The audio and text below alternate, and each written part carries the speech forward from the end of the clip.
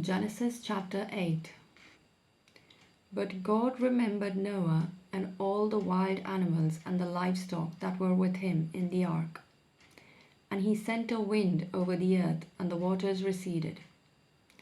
Now the springs of the deep and the floodgates of the heavens had been closed, and the rain had stopped falling from the sky.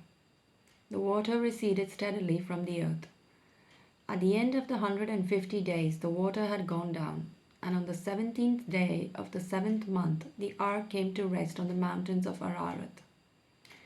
The waters continued to recede until the 10th month, and on the first day of the 10th month the tops of the mountains became visible. After 40 days Noah opened the window he had made in the ark and sent out a raven, and it kept flying back and forth until the water had dried up from the earth. Then he sent out a dove to see if the water had receded from the surface of the ground. But the dove could find no place to set its feet because there was water over all the surface of the earth. So it returned to Noah in the ark. He reached out his hand and took the dove and brought it back to himself in the ark. He waited 7 more days and again sent out the dove from the ark. When the dove returned to him in the evening, there in its beak was a freshly plucked olive leaf. Then Noah knew that the water had receded from the earth.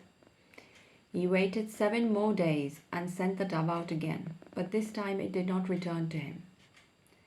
By the first day of the 1st month of Noah's 601st year, the water had dried up from the earth.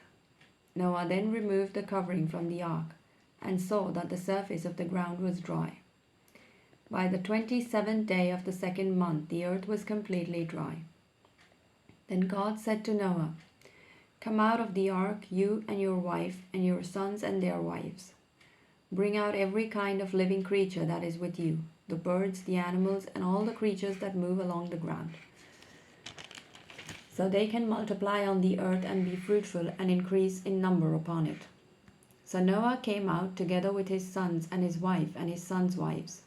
All the animals and all the creatures that move along the ground and all the birds, everything that moves on the earth, came out of the ark, one kind after another.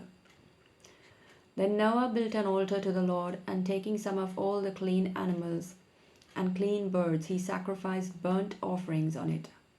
The Lord smelt the pleasing aroma and said in his heart, "Never again will I curse the ground because of man, even though every inclination of his heart is evil from childhood. And never again will I destroy all living creatures as I have done. As long as the earth endures, seed time and harvest, cold and heat, summer and winter, day and night will never cease."